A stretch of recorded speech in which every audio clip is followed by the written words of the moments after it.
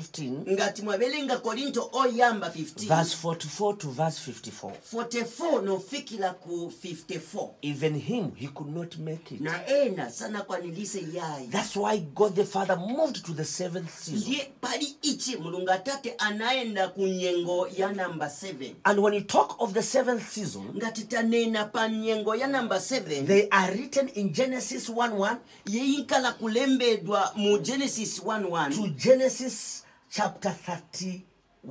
na kufikila kubelenga zonse kufikila pa 31. You'll find the 6th season there. Muzaona aya manyengo yonse ili 6 And yonse the pamoja. 7th season, Na 7th season hiyo Genesis 2nd, na Genesis chapter 2 verse 1 to 4. verse 1 kufikila na pa 4.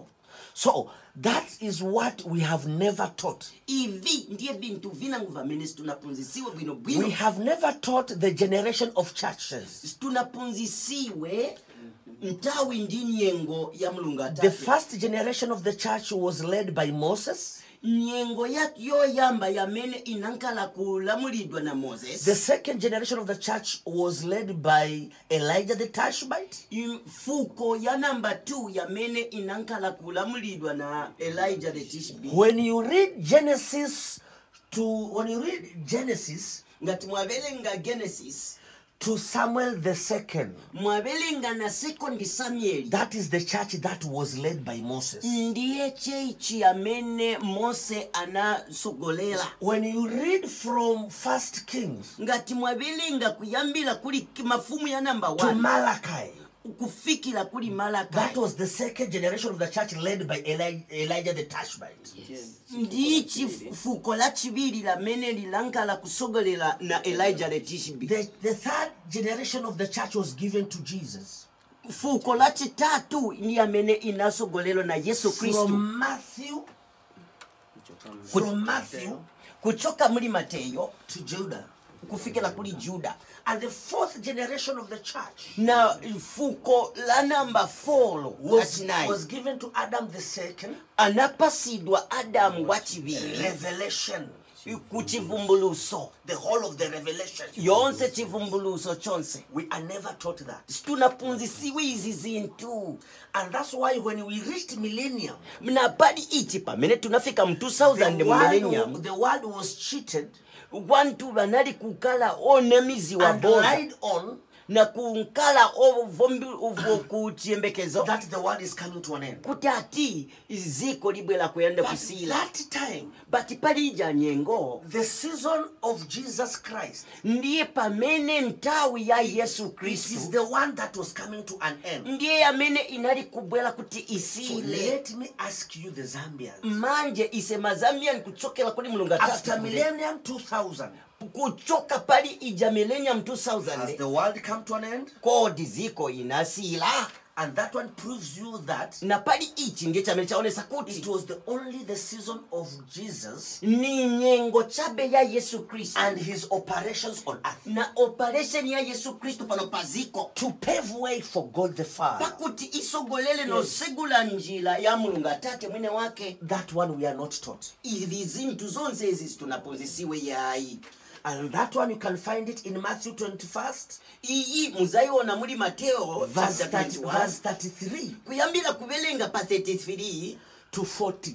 kufikira pa You 40 see the seasons of the churches there. muzaona nyengo izi zonse za mulungu atate. That's why Matthew 21st and verse 42, Ngati mwabelenga Mateo chapter 21 Jesus himself said, Yesu Kristu ananena kuti when the Father we pamene tate who is in charge of this world comes on earth, wamene ali na kusogolera abwela pano what paziko, will we do to those who have destroyed his azachita children? chiyani kuli iwo wamene aononga otumidwa ake? He will abolish them. Azaba ononga bonse, He will finish them. azaba ononga nditu. And the one who who was told by Jesus there wamene anauziwa pali Yesu kuli Yesu Kristo was God the Father himself. ni Mulungu Atate mwene wache. Yes. And that one we are never told. Na pali izi nazo But zinapunzisiwe. when God the Father came on earth, Pamene ambuye Mulungu Atate anabwela mwene he wake revealed what was hidden in secret. anabwela kuvumbulusa zija zamene zinabisiwa We kwa kachisinsi. all need God the Father. Mufunika kunkala na Mulungu Atate katika mtima wanu. Because when you read in Matthew 21st and verse 37 to Ngati 39, mwabelenga Mateo 21:33 na 39 paja pamene Jesus balakula. himself was robbed everything that was supposed to take to us. Bakawalala banaba na zina kuchokela kuli Yesu Kristu zamene anatuletera pano paziko la pansi. That's why in Matthew 17 Ndiye ichi pali muli Mateo 17 and verse 24, na verse 24. the tax collectors asked him for money. Bali ama tax collectors banamufunza Yesu kuti iwe ndalama But he tichali. had nothing in his pocket. Panalibe chili chonze mu pocket yake. He had to send Peter Anatuma Petero to go and fish. pakuti aende achose mu nsomba. And the first fish, Na nsomba yoyamba he could find some sense in his mouth. ndiye mwamene anapeza kangwinjiri muja. Why did Jesus have nothing in his pocket? Ni chifukwa cha chini Yesu Kristo analibe ndalama He was paja. robbed anything as Matthew 21st Ni chifukwa cha kuti oadani wake and banava. verse 37 and 39 says, Mwamene Mateo 21:37 ili kunenela bwino you bwino. need God the Father to restore back your status of wealthy and Ufunika riches. Mulungu Atate kuti akubwezele zonse zamene banakubela. God the Father came to find his descendants Mulungu Atate sanabwelele wina but anabwelela ubeleki wake. that they were not there in the first place. Baja bamene sibanalipo muri aya mafuko The yonse. one who had the descendants Wamene anali na ubeleki wa Mulungu Atate was a revelation woman ni uja wamene ali muchivumbuluso and the muzimayi wa chinyengo. and the serpent or dragon. Satana mujelekezi wa mkulu. You can call it a snake. Unga muitane kuti ni njoka. As we read in Revelation 12, Ngati mwabelenga bwino bwino muchivumbuluso cha verse 12 1 to 4. kubelenga pali number 1 kufikira pa 4. And that's why in Matthew 12 Ndiye ichi muona muri Mateo chapter 12 and verse 34, na 34. God the Father said it clearly. Mulungu Atate anena potuba kuti. Jesus himself said it all. Yesu Kristu ananena kuti zonse. That we all belong to the descendant of the serpent. Ise tonse tili ni mufuko ya njoka. Even in Matthew 23 Na Mateo 23 and verse 33, na verse 33. he said it all, Jesus, Yesu ananena kuti that we all belong to the serpent, tuli mufuko la njoka. to the snake. Njoka. That means God the Father has no descendants. Chamene chinalipo kuti palija ntau Mulungu Atate analibe ubeleki wona. Coming on this earth, Pamene Mulungu Atate he anabwera pano he paziko la has pansi. given himself his descendants. Anaipasa mwine wake ubeleki We, wake. the really church, were descendants of God Oh, the Father. yes. Ise tonse wa mpingo wacho na Mulungu Atate And ndise ubeleki wake. if you accept God the Father today, Ngati mwakulupirira no bulandira Mulungu you Atate mwine belong wake. to the descendants of God the Father. Oh, yes. Muzankala umozi wa ubeleki wa Mulungu Atate. Another thing, Na chintu chinangu.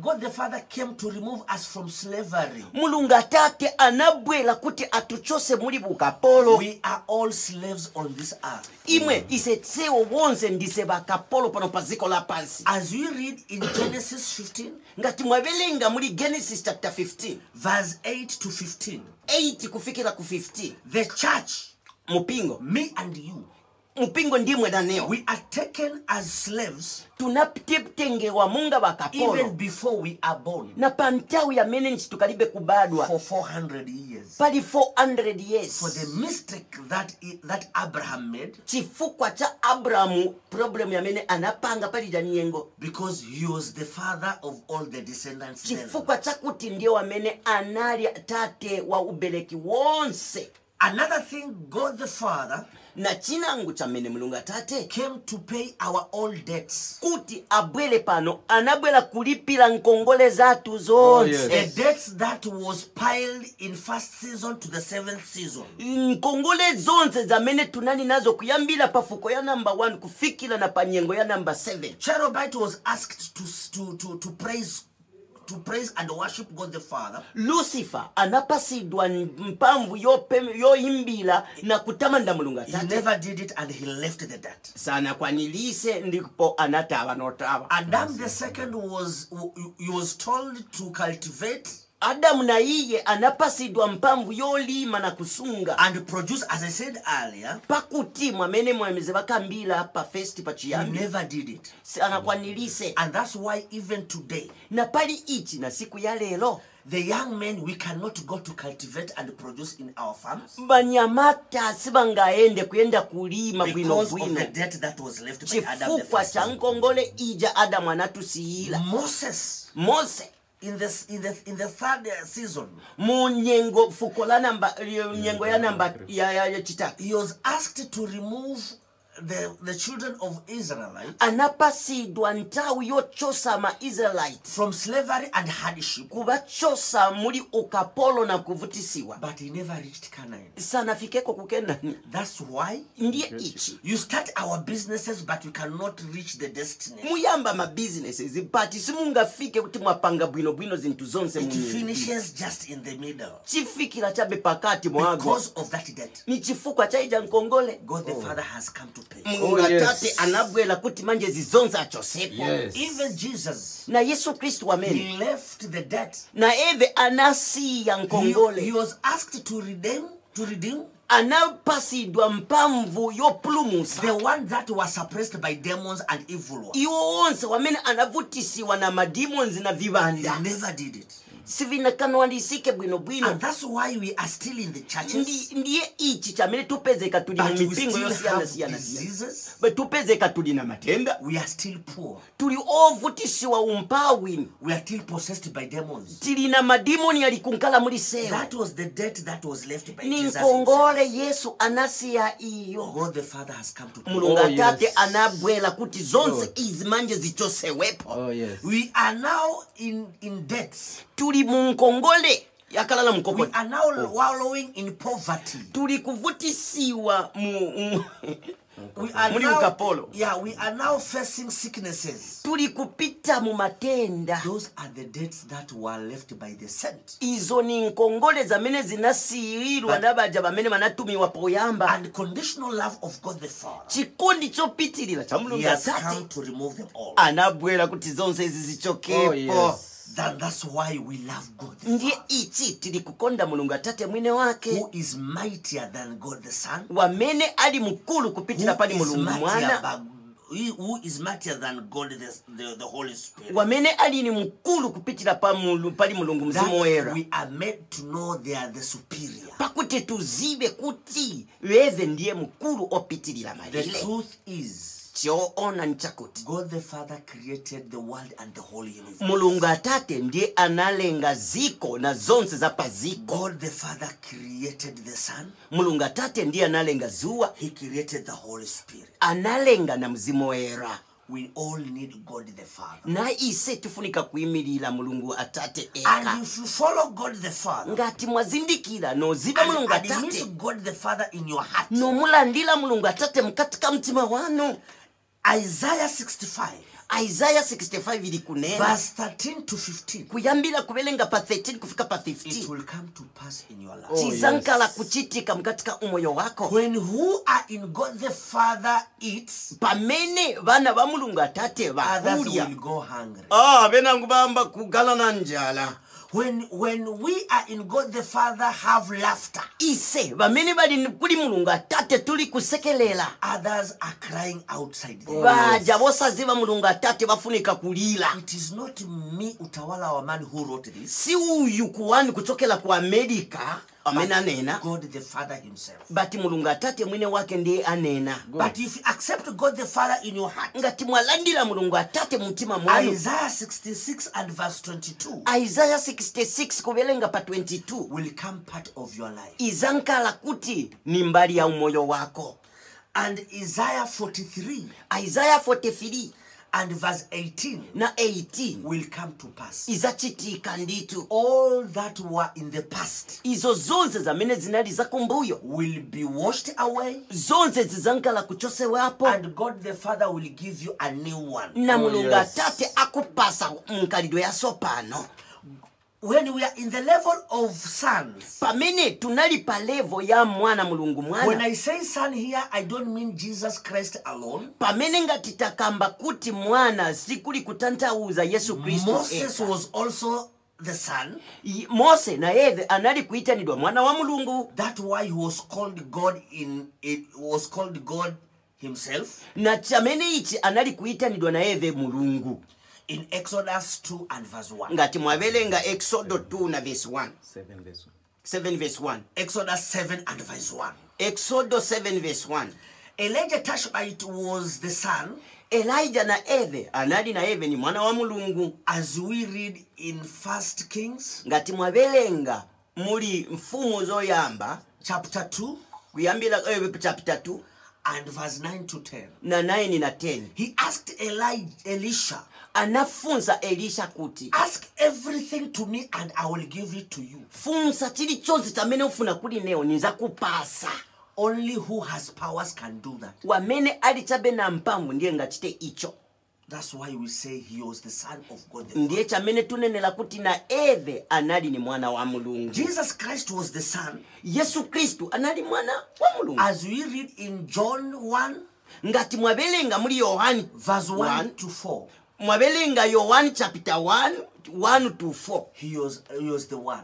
Na Eve anali mwana wa mulungu. And it is through that word kupitira muri icho that everything was made. Na zonse zinankala kulengedwa pano paziko la pansi. Even Adam the second was the son. Na uyu wamene tili kunena Adamu wa chivili. As we read in Isaiah 41 nga mwabelenga Isaiah 41 verse 2 to 4. Kubelengela pali 2 kufika pali 4. When he came to rectify pamene anabwela kuti akonze what was already destroyed, vamene vinali vanaonongeka from the first generation of the church kuyambila pa fuko la number 1 ya to mpingo the fourth generation of the church. kufikila pa fuko la number 4 ya mpingo wa Mulungu atatu. He came to remove the Gregory calendar anabwela kuti achosepo Gregory calendar and brought about the calendar of God the Father. pakuti kalenda ya Mulungu atate ingale ipanamiwe pano paziko la He pano. removed January to December on place. Anachosapo January no fika ku December zonse izi za chinyengo. When you say of January, ngati wanena o January, we talk of Janus.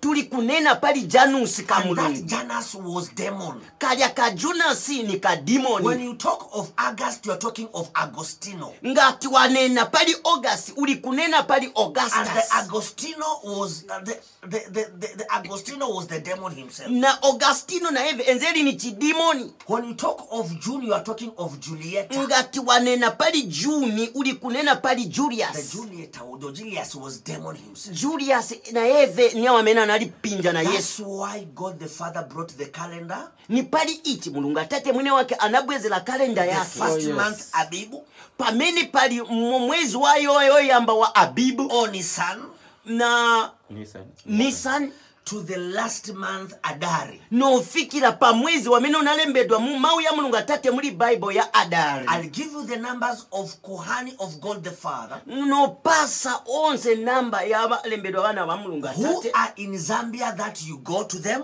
bamene bubabili muno mu Zambia kuti mwaenda and they will teach you more about that. bazami punzisani zininji pali izo zonse. The Kanisa, the really church of God the Father Uyu mupingo wa chona wa Mulungu atate is one big family ni family mozi ya ikulu that is being intended wamene unaimilira to stand for the really one act. pakuimilira pa chintu chimozi. What is that one really act? Kodi ichi chintu chimozi chabe ni chichani? Whatever Kenyan or Tanzania or Uganda does, chili chonse chamene baku Kenya, baku Tanzania na baku Uganda even the bachita. one in Zambia will do the same. Na wamene ali muno mu Zambia tuli kuchita chintu Because chimozi. God the Father is one Chifukwa chakuti Mulungu atate ali umozi and his voice is one. na voice yake na mau yake ni ya mozi. So the big family that I'm talking about Familia ikulu ya meneli kunene wapo hapa cannot exist without a father and mother. Singa nkale ipazeke poko panda atate na amai. So it has a father and mother. Uyu mpingo uli na atate na amai.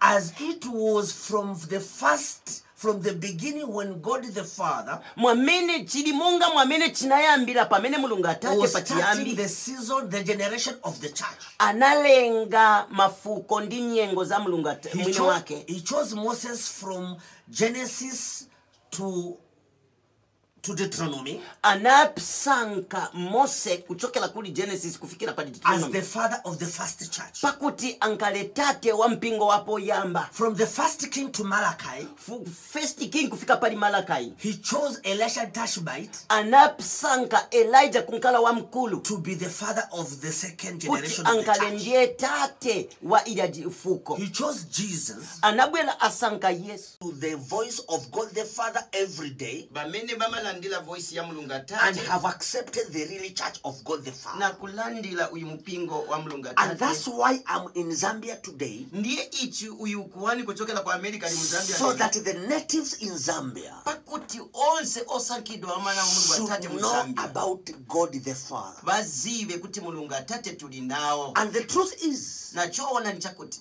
God the Father reigns, mulungu atate alipo and it is the season of God the Father, ni ntawi na nyengo ya mulungu atate not the season of God the Son. not season ya mulungu mwana. The season of God the Son Season ya mulungu mwana ended the year 2000 millennium. inasila mu 2000. That's why vanali kunena tiziko yenda isila. And that's why Jesus himself, Ni eichi amene mu Yesu Kristu ananena kuti he said it all, ananena chonse kuti that there is one that is coming that is mightier than me. pali wina wamene abwera wa mkulu In kupitira neo. Matthew 14, Mateo 14 verse 28 to verse 31, verse 31 and the whole of John chapter na 17 yonse Yohani 17 is talking of God the Father, ali kunena pali mulungu atate wisi mwene wake that he sent him. kuti eve Yesu anatumiwa na So eve. this one big family Ngati mwaona iyi familia ikulu has a father wali na atate and has a mother. ali na mwana na mama. The way in the third generation of the church where I reached Mwamene muli fuko yana chitatu yamene inafikamo was given to Jesus Christ. inapasidwa kuli ambuye Yesu Kristu. And Jesus Christ was then the Father. Na palija fuko Yesu Kristu ndiye nali tate. And that's why till today we still stuck there. Na pali ichi up to siku ya lelo chifukacho saziva We call him the Father. tulikunena kuti ambuye Yesu Kristu ndiye Even tate. after his season elapsed. Na pantawi yache yamene inasila mu 2000 As we read pamene tuvelenga clearly wino in Matthew 28 and verse 20. Mateo 28 verse 20 He clearly said that I will be with you. ananena bwino kuti nizankala na I'll be mweyo your teacher na kunkala mpunzisi wanu till the end of his season, na kusila kwa iyi nyengo which ended yamene inasila kwa in nilisika 2000 mu millennium. 2000 mamelenyamu. So this is what Ngati mwaona you bwino should all know. mufunika kuziva tufunika God the kuziva. Father had to choose one. Mulungu atate anali kusanka umoja. The way he chose Moses, Elijah Tishbite, and Jesus. Mwamene anasankila Elijah na Yesu Kristu pamozi. The way he chose Paul. Pamene anachosa Paulo. The way he chose Adam the second. Na eve pamene anasanka Adamu wa pili. He had to choose one to lead others. Anali kusanka na wina. And that one was found in Tanzania. Na uyu umozi anaonekela ku Who is Tanzania. righteous, Wamena nali oyera. who was faithful, Wamena nali okulupilika. that when the voice of God the Father landed in him, Pamene analandila mau ya mulungu he atate. could not restrict that, Sanga imisana imilile kutati but he apingi. allowed that voice to spread all over the world. Anavomeleza kuti ile voice imilile kuti iende kwa ziko And yonse hapa kwa that's ziko la pansi. why over 130 countries in the world they listen to voice of God the Father Na through pali him. ichi ma countries yamene anena wibusa no America And onse bali kumvera kuli voice and was made the dwelling place of God the Father, na kupangiwa kuti inkale ndiye malo ya Mulungu Atate, where he could speak the voice of God the Father pakuti anganene voice ya Mulungu Atate without hindrance and discrimination. kopanda chopinja chili chonse na kusanka muntu ali ense. And we call him Baba wa uzao Na mukiswahili tulikunena kuti baba wa uzao and Mama wa uzao. na mama wa uzao. And that's why Ni ichi when you read in Matthew 21st ngati mwaibelenga Mateo chapter 21 and verse 43, na 43, Jesus himself said, because they refused him, na ananena kuti chifukwa chakuti banamukana, as in John chapter 9 and verse 28, mwamene anenela muri Yohani chapter 9 verse 28, the Israelites denied Jesus. baku Israel banamukana Yesu, The Israelites refused and rejected Jesus. banamukana Yesu baku Israel nomukanilatu. That's why in Matthew 21st and verse 43, Ndiye ichi chamene muri kuona muri Mateo 21 novelenga 43, Jesus himself said Yesu Kristu mwene wake ananena kuti that the kingdomship the ufumu of God the Father will be taken to another country. uzatengewa kuchosewa kuli mweo nopelekewa, And that's why it was taken to Tanzania. na pali ichi baku Israel bali lobelia uma So nopelekewa ku Tanzania. So we no longer go for pilgrimage in Israel, Tukali kuyenda ku Israel, but the pilgrimage is in Tanzania. Ibati i pilgrimage iliko kuja ku Tanzania. We should know that Africa is not the dark continent. Tufunika kuziba kuti kuja kunena kwa mene banane na kutati Africa As we ni are, continent yofipa. as we are meant to know that. Chamene tunali kuziba ukukumbuyo. But Africa is the continent of light. Chamene tufunika kuziba kuti Africa That comes to light from lightness. ni nyali ya mene yankala kuwala. But not light that came from darkness. Noti nyali ya mene nachokela ku And that one is proven. na ichi chankala kuonekela potuba. Because even Moses, Na Mose mwene wake, as you read ngati mwabelenga, in the book of ngati mwabelenga muri mu book ya yopatulika bwino it was clearly that he married mwaona kuti ati anali anakwatira an African. Mose anakwatira waku Africa kukush. Even Joseph, Na Yosef he was forced to be sold in Africa. banamugulisa kuti abwere kuno ku Africa.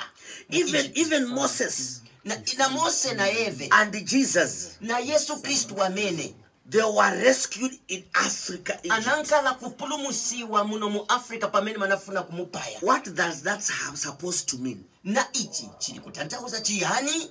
Africa is the continent ni continent imozi of light and not darkness. yamene ili ni nyali noti mudima wamene banali kunena. Even the 6th and the 7th voice Ngati mwamvera kulandila voice ya Mulungu Atate was found 6 in na Africa. 7 inali kupezekera ni muno mu Africa.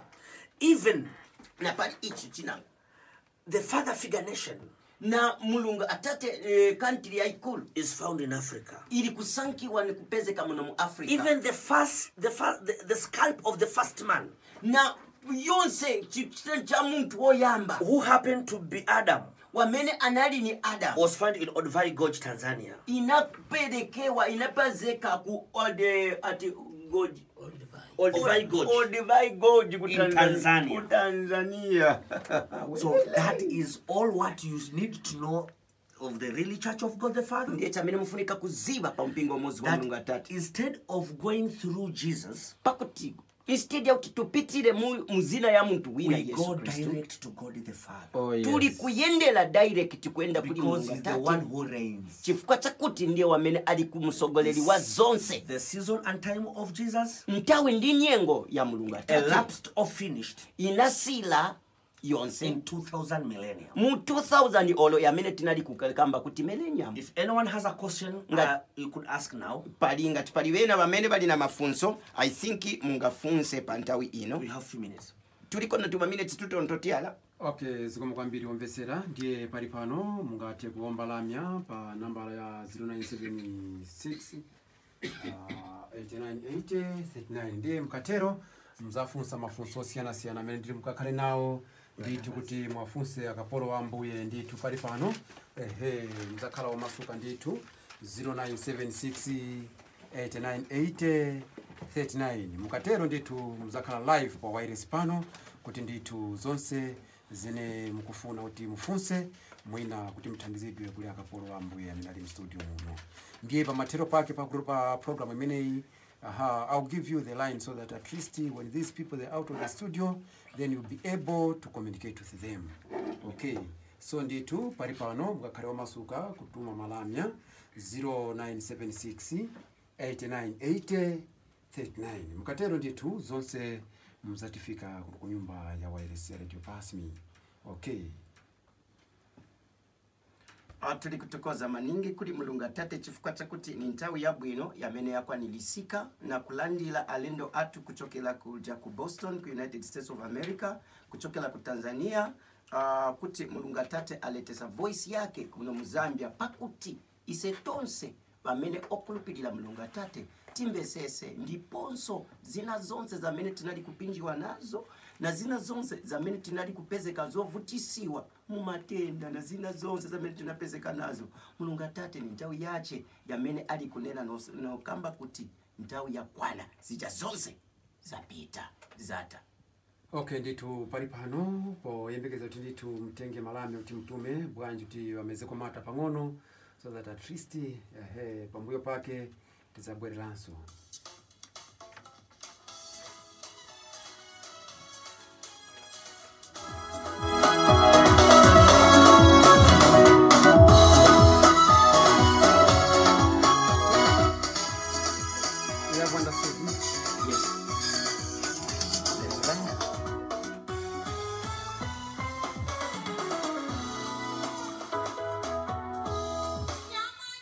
Hello.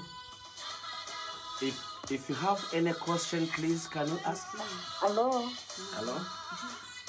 Ndina. Hello. Ndia namba pastor. Yes. Ndise amene. Ningafuna utani pemphere unokwana nusu. Mulikuwa nusa ni bandani zina. Resi ya pili. Elisha pili. Elisha pili ni chacha mechi mekutana na mama. Tunivuta ngomba kuva mtima kutaya na mara kupya. Mufuna kutaya nipemphere kwa mfuna vikaso. Tatukoza mulungu Atate chifukwa cha hicho ni tukoza maningi chifukwa cha kuti aliko busa kuchokela ku Amerika wamene azampembelani ndiponso tingasakire kutati mailo na nthawi ya 14 hours mukabwere kuja kutasala 5 pamene tizankala na mapempero pamene mbusa kuchokela ku United States of America wamene azankala kupempelela wonse one by one ndiponso tizampempelelana pamene apa kuti mulungu Atate amidalise kuchosa apo izo zonse zoipa za mtima na za mumala ndiponso nopasa pozipaso izi zonse mulungu Atate mwene wakite ankala ku masula kuti zichitike kwa chikondi chake. Mulikumvera?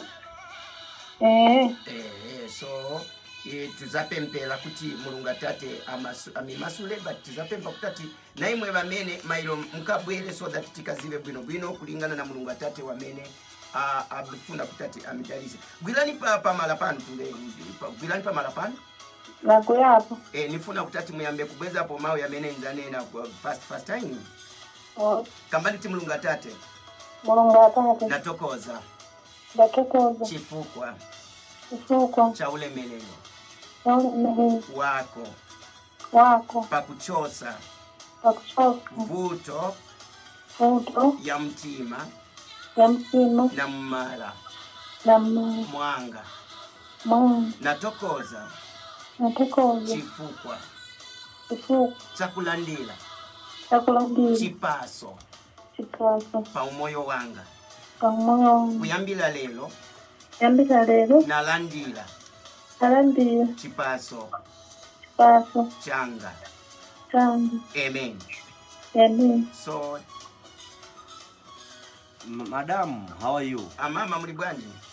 Dino muli bwanji? Ni bakwa America bamene banena nayi What I needed to tell you that chamene wenzo funa kuti bamiuze nchakuti whatever it was impossible during the season of God the Son, chamene tinali choputisiwa maningi pantawi ija ndi nyengo pamene tinali na Mulungu Mwana is possible in God the Father. chili choteka na Mulungu Atate. That's why God the Father has come on earth. Ndi ichi chamene chilengeza Mulungu Atate anabwera pakati ka ziko la pansi to make sure kuti alenge zonse all the diseases, yonse matenda, all the troubles, na zonse zoyipa pa moyo wanu, the sicknesses, matenda ali yonse, poverty, na umpawi uli wonse is coming to abolish zonse zasila pa moyo so wanu. through God the Father, Kupitira Mulungu Atate you have already receiving that healing. imwe zonse zomwalandira. Receive your healing, madam. Landilani kupolesiwa.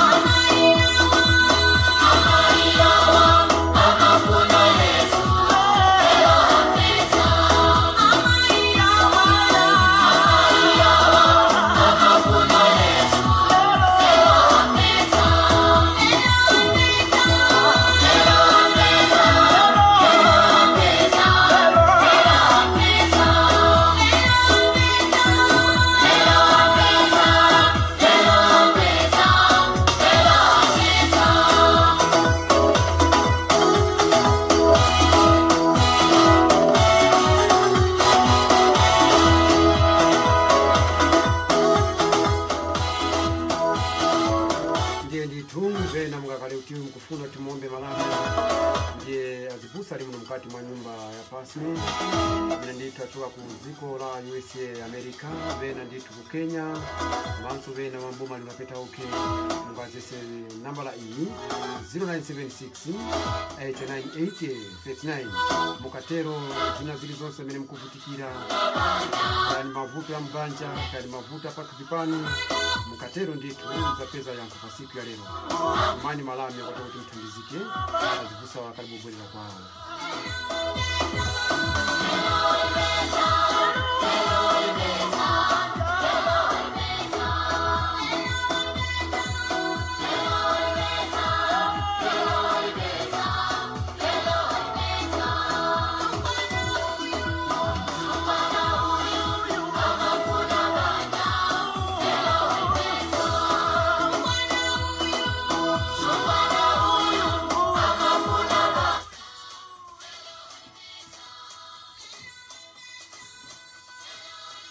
Hello again. And there is one clarification that I want to make it clear. When I say God the Father is on earth,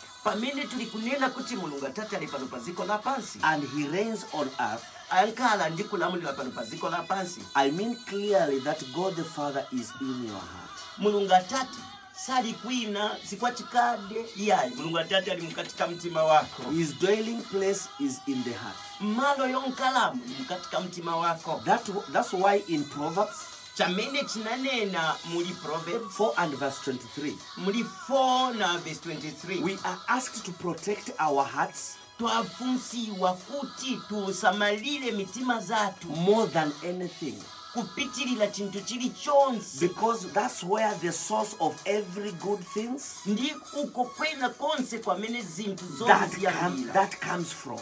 Dikuchilikira kubwerera. That one simply means icho chintu chili kunena kuti that was made to be a dwelling place of God the Father. Ndi mutima ndiye malo yonkalapo. If you accept Him today, God the Father will dwell in your heart, and the things that God the Son could not do,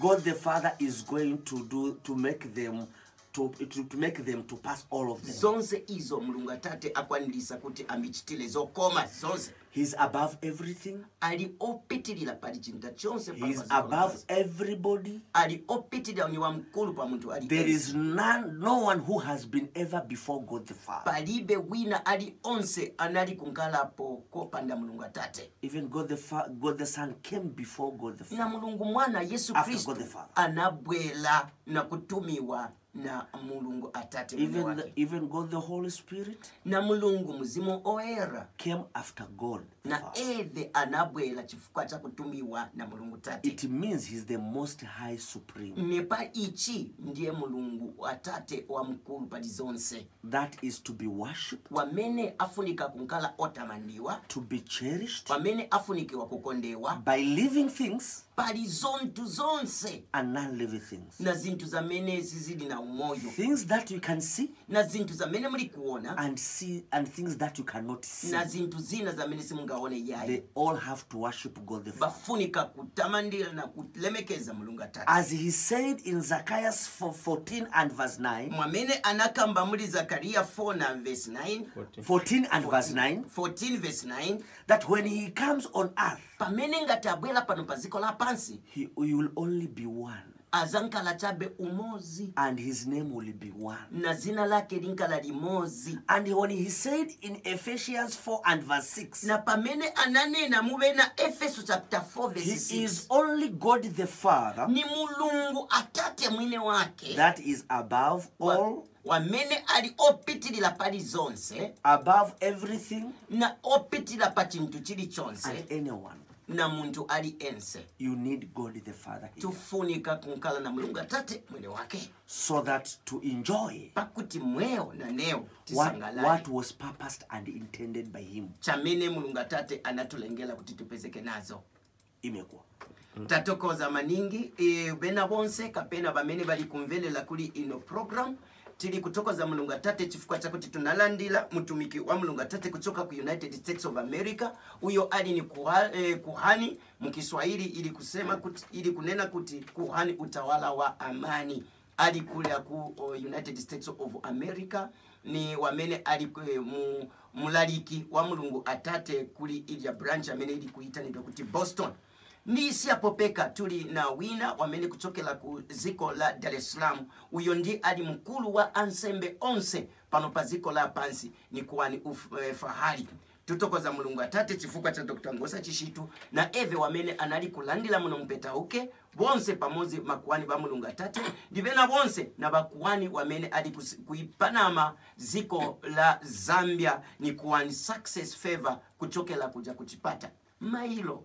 Tuli na mapempero wamene tili kumilandila bonse pamozi kuti mukafike.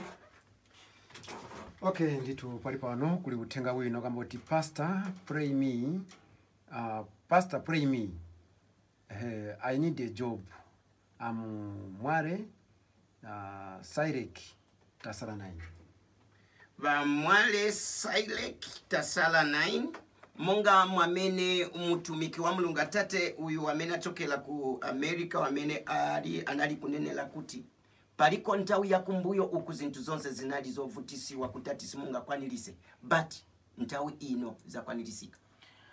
Okay, what I need to tell you chamene mfunika kutati muzibe nchakuti is that all that you are facing, chonse chamene muli kupitamo, lack of job, ikusapezeka na nchito, those are the debts that were left by the saint. Izo ndi zintu za mene zinali ni nkongole zinasiwila na bajaba mene wotumiwa pachiyambi. That is a debt that was left ni izo nkongole za mene zinasila by those who were sent before us. Wamene wanatumiwa before and God the Father has come to pay that debt. Na mulungu atate abwela kuti alipile izo nkongole zonse. As I speak to you, pamene nilikunena kuli imwe, you are never made to stay without a job. Sufunika kunkala kuti usapezeka na nchito iya. It means one is responsible. Pali wina wamene anali kuchita izo zoyipa pali umoyo wako. Because voice of God the Father says, chifukwa chakuti mau ya Mulungu Atate yali kunena kuti the lazy and those who don't want to work, baja bamene sibafuna kusebenza na baulesi, they should not eat. sibafunika kulya.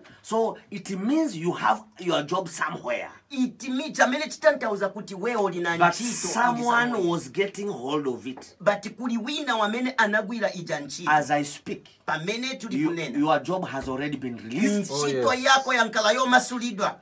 The slavery that you are in, Ulia ukapolo wamene unalimo nao, the captive that you are in, ulia ukapolo wamene unakugwira, has been demolished by God the Father. pamene apa Mulungu Atate amasula na kuononga. Receive a good paying job. Landila nchito ya bwino ya mene ufunika kuyamba kusebenza As kwa I bwino. speak, Pamene anili kunena, God the Father is giving you that job Mulungu Atate akupasa iyo nchito kuyambila hapa. with immediate effect. Kuyambila pamene hapa. So believe it, Kulupilila ichi. and it's going to be part of you. Na chankala cha masulidwa kuti chankala kumoyo wako. Imekuwa. Tatokoza. Ndiponso pamene tenzeli kunena kuti mailo patasala 5 pali skulu ya mene icholidwa na pazina ya Great Commission School. Ni pafupi fupi na mboni za Yehova paja kutasala 4. Pamene paja ngati mwafika aba bakapolo ba Mulungu Atate kuchokela ku America, kuchokela ku Tanzania na muno bonse mu Zambia, ndiye pamene kuzankala mapempero kuyambila 14 hours kubwela kufikira na kuma 16 to 17 hours zonse zoipa. Munga mwamene kuhani kuchokela ku America amena nali kunendela kutati zintu zamene zinali kutuvutisa Mulungu Atate sanalenge izo zonse. Matenda kuvutisiwa kupezeka kumenyewa mchikwati zonse zo Mulungu Atate sanalenge. Nditu pali utenga wina pano akuti thanks to the word of God, darker love more, tasara 2.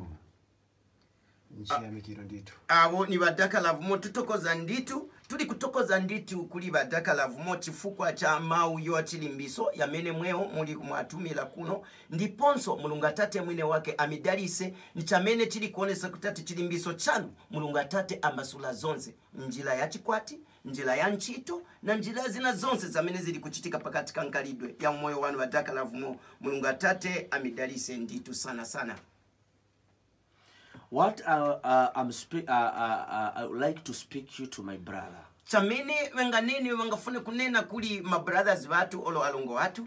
All that you are facing, Chili chonse chamene muli kupitamo, regardless of how many or how position you are, chingankale kuti ni position bwanje amene ulipo. remember one thing. Likumbukira nchintu chimozi nchakuti God the Father is above all. Mulungu Atate niwo pitilira zintu zonse. And he came on earth because of you. Anabwela pano paziko la pansi chifukwa cha imwe. And he knows you better than anybody. Amizibani kupitilira na muntu ali onse pano paziko la pansi. He has already searched everything in you. Anas asakira zonse zabwino pakatika mweo. And is rectifying everything. Na zonse ndiye wamene anyula na kuchosa po zonse pa moyo wako. What you need to do, Chamene mfunika kuchita ni chakuti admit God the Father in your heart. kulupililani ndi kumvomeleza Mulungu Atate pakatika umoyo wanu. Pave way for him Segulilani mutima kutati angene eve. to work on that are impossible to you. Pakuti asebenzele pa izo zonse zamene zinkala zovutisi wapakatika umoyo wanu. To him everything is possible. Eve ni opambana zonse. Of course, paskulu yamene ichulidwa kuti Great Commission School ni 14 hours ni shikapolo wa Mulungu Atate afika. Kulibe matenda, kulibe umpawi, kulibe chintu chili chonse chovutisa. Kapolo kuchokela kuonse kuja kumangalandi afika pano papeta kuti Mulungu Atate niwo ziba vintu vili vonse. Mungafunze chabota pa Great Commission paja pali ba Dr. Ngosa wala babusa bangosa. Vintu zonse zankalatere ndiponso mulandile zintu zabwino. Andi pakubwela chamene tili kupempa hapo chabe nikuti mukabwele na manzi mubotro mwebene bake ndikubwela manzi aja Mulungu Atate mwine wake azachita zokoma pakatika umoyo wanu. Do you have any word? How are you again? Bas tuli na mtendero isetonse. What I need to let you know, God the Father likes working on a clean heart.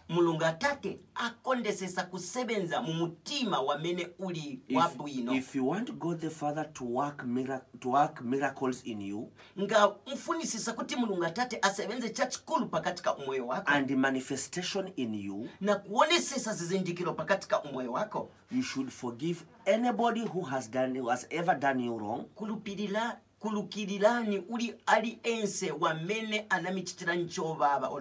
Remove any bitterness in your life. Forgive anybody, everybody. Then pave way for him. And then segulani mutima wanu kuti eve atenge ulamuliro. Let God the Father know. Basi mulunga tate azive kuti. Hello. Nukuti kutasala 5. Tunkala kutasala 5 pafupi na Jehovah's Witness ja ncheche amboni kula. Oh. Mwewe muti ni mwewe ndani ndipo mutumila kuti. Kwano sanetesi pili. Okay, maipiri tu zamilandilani mailo ndiponso muneneza kondela kutati ngati mwatenga na phone number so that pate pamene muzabwera kapolo wa mulungu atate kuchokera ku America akachite attend kuli mweyo so that mulungu atate amipase zonse zamene muli kusoma katika moyo wako. Munipase phone number. Bazakamba mukonzi alipo hapa azakamba namba kutati so that at least muitenge okay. Kapeni pafupi. Abazuzu tumankoni phone papasi. Tatukoze. Nditu pali utenga wina pano oti mawu ya mulungu amveka bwino koma ndifuna kudziwa kuti kodi dzina yeniyeni ya God the Father ni ndani? Ndine Apiri kutasala 10. This is great. The priest from Boston, this brother is asking to say, he would like to know, what is it that God the Father is really, he wants so very much to know as, how come you are speaking of God the Father? And what is the specific name, in whichsoever ways, what is this? He needs some type of clarification because we have been taught, most of us, to say, through this, this is what, but they is surprised to say, God the Father, God the Father. I think you have spoken a little bit pertaining to that. So I would like you to make a clarification. Why are we saying God the Father? Yes. Nditu. I am talking of God the Father. Tulikunena kuti mulungu atate. To let everybody know this. Pakuti ali enze azive ichikuti. That God the Father kuti mulungu atate is the one who created the earth. Ni wamene analenga ziko. Who created mountains. Wamene analenga mapiri. Who created trees. Wamene analenga na mitengo. Who created everybody. Wamene analenga na muntu ali enze. And everything on earth. Na chintu chili chonse pano paziko la pansi. And we have never been taught this before. And that's why many people do not know who is God the Father. We are only told we should go through somebody in order to reach him. But that one who are told to go through him, his time has already elapsed in 2000. Millennium. So why am I talking about God the Father? Why and insisting of God the Father? In this season, we are not supposed to go through anybody,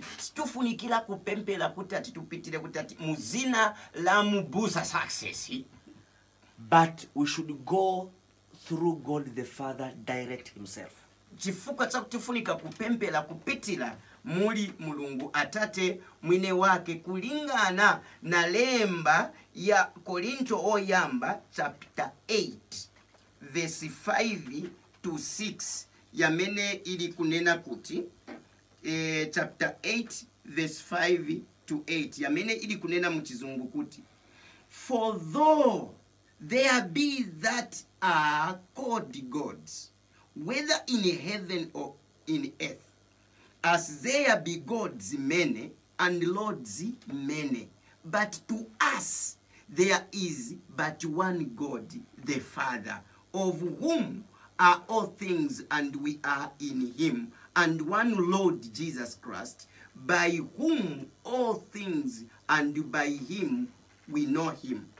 However, there is not in every man. So niza chita translate na mchinsenga yamene kama ati chingankale kuti kungankale milungu zininji ingankale mumulengalenga na pano paziko la pansi paliva milungu milungu zininji, bati kwa ise tuli na mulungu umozi. Uyu ni mulungu atate, na kupitila muli uyu zonse pano paziko la pansi zinalengedwa, na muli eve tulina mwana wake wamene achulidwa ni Yesu Kristu, wamene zonse na kupitila muli iye zinangalapo. Mubelenge Korinto oyamba chapter. Okay, nditu pali pano pali utenga wena ndita uti, pastor, pray me, I'm sick. My name is Dorini Mbebe. But he hasn't said where. But Dorini Mbebe stiziba kwa mene mukala and stiziba na matenda, because unga pempele matenda ali yonse pempela tenda ili yonse. It's better since sumuna nene tenda specifically tizapempa kutati bwelani pa Great Commission School kutasala 5 mukabwele mukafunse pafupi na mboni ya Yehova paja pachivansa pamene banamanga ba Jehovah's Witness paja po kumanila mukabwele mukafunse pamene paja 14 hours muzatupeza ndiponso mubusa kuchokela kwa America azachita attend pamozi na kwa nifahari kuchokela ku Dar es Salaam Tanzania. Okay, nditu kulingana ndi nthawi paliso tenga una motamanga nditu ati mapempero yanu ndi ya bwino chonde mpitirize kutipempheresa tsiku ndi tsiku mulungu akudaliseni. Tatokoza maningi mulungu atate na eve amidalise nditu. Aba nditu akuti ndi wazakeyo banda kuja kwa Kanyuzu ku Nyampande School. Tatokoza bazakeyo banda uko ku Nyampande School. Tatokoza maningi na kuziba kutate muli kumvesesa kumau ya mulungu atate yamene ali kunena ni kupunzisa pantawi ino. Tatokoza maningi bana ba mulungu atate bamene bali kumvesesa kuli program ya mulungu atate yamene yapanamiwa pa radio pasmi, ndiponso tili kupitiliza ndi kunena mau ya mulungu atate kuti ntawi ino yamene tafikapo ni ntawi ya mulungu atate. Mweo timili kuli kumichitani invite kuti mukabwere mailo pamene kapolo wa mulungu atate kuchoka ku United States of America pamozi na kapolo wa mulungu atate kuchokela kuja ku Tanzania Dar es Salaam pamozi na bakapolo wa mu Zambia tuliko na kwa Success Favor uyo wamene alini wamene aimilila Zambia, ndiponso na Dr. Ufahamu Ngosa Chishitu bali pamozi kuti mulungu atate nkale olemekezeka mukabwere ku Great Commission School.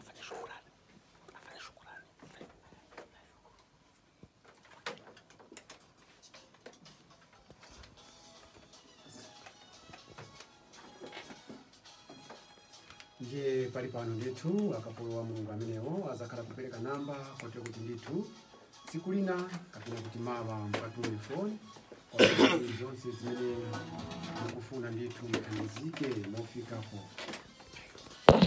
Okay, zikomo kwambiri onse amene mnali kumverera programu yathu ya siku ya lero yamene nizindikira kuna kuti mafunso ni ambiri koma tizafuna kuti tikupaseni manambala amene muzatha kutumirapo kuti tiendere pamozi imwe ndife kwa vuto lililonse lamene lakuvutisani. Mulungu Atate alipo pa dziko lapansi kufafaniza mavuto yanu yonse, ndiye chifukwa anabwera pa dziko lapansi. Komanso iye anabwera kukhululukira machimo yonse. Nangati anabwera kukhululukira machimo yonse, iye yekha ndiye okwanilisa kukhululukira machimo yonse. Isaiah chapter 43 verse yake ya namba 25 akamba kuna kuti ine ndekha ndiye amene nditha kufafaniza machimo yonse. Kwa hicho basi nafuna kuna kuti ndikupaseni manambala amene iyo mzatha kutumirapo paliponse pamene munga tipeze muzakwanisa kutitumira manambala ayo kuti mawa tionanenso kutazara 5. Basi nizamba na nambala ya namba 1 ni ya kuhani favor success kuchokera kumalo ya Chipata kumzinda wa Chipata wamene iye ayanganira ziko lonse la Zambia. Nizindikira kuna kuti mukamtumira mayankho ndithu yazapitiriza kulandiridwa kwanu. 0760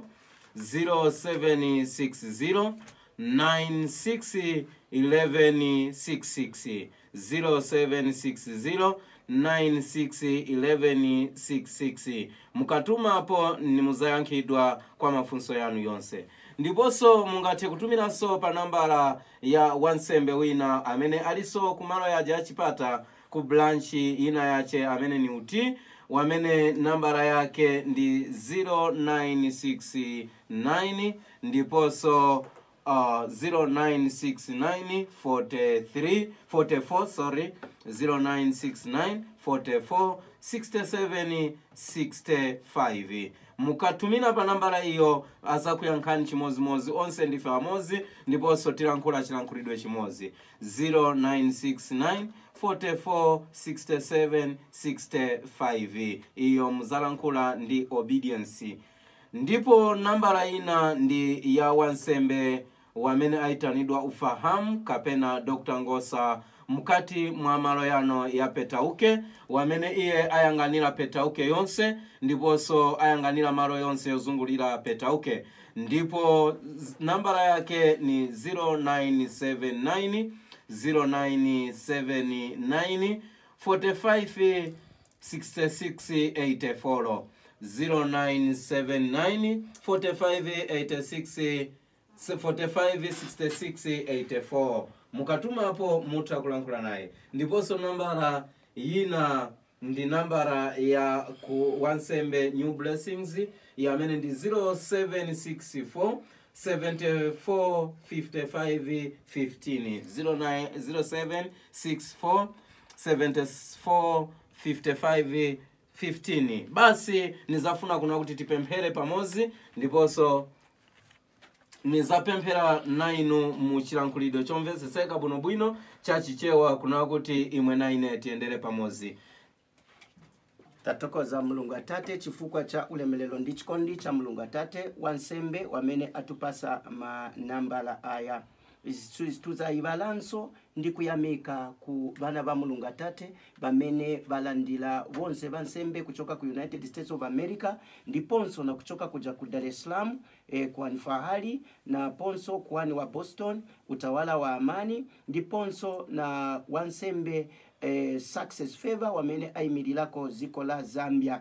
Tili kutokoza kupeleka matamando kuli Mulungu Atate kupitila kuli bameya watu ba Petauke district ba James Lungu abo bamene bazibika ndi pazina ya nyoni bamene banatulandila ndi kulandila aba bantu bonse no bapasa malo popezeka pamene bali kupezeka. Ndiponso tuli kupeleka matamando yena kupeleka ku wansembe umozi wamene ali kuchulidwa pali Dakalavumo kansela wamene ozivika pazina la kuti ni kansela. Mulungu Atate tuli kumutokoza chifukwa cha Dakalavumo wamene ali kusebenza nchito ya Mulungu Atate ndi kuonesesa kuti aba bansembe bonse bankala mu malo ya bwino muno mu Petauke.